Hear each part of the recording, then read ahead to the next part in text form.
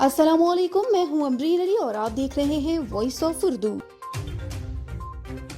वज़ीर आज़म ने मुख्तलिफ ममालिक में नए सफ़ीरों की तकर्री की मंजूरी दे दी है।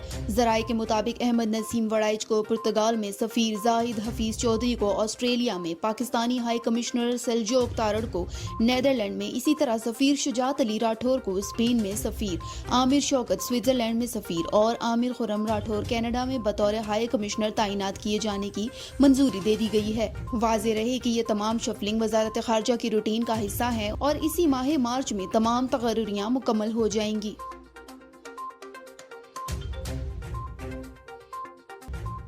मज़ीद खबरों के लिए विजिट कीजिए हमारी वेबसाइट www.voiceofurdunews.nl या फेसबुक पेज पर क्लिक करें। आप हमारे यूट्यूब पेज को सब्सक्राइब करके भी मज़ीद वीडियोस देख सकते हैं। देखते रहिए वॉइस ऑफ उर्दू।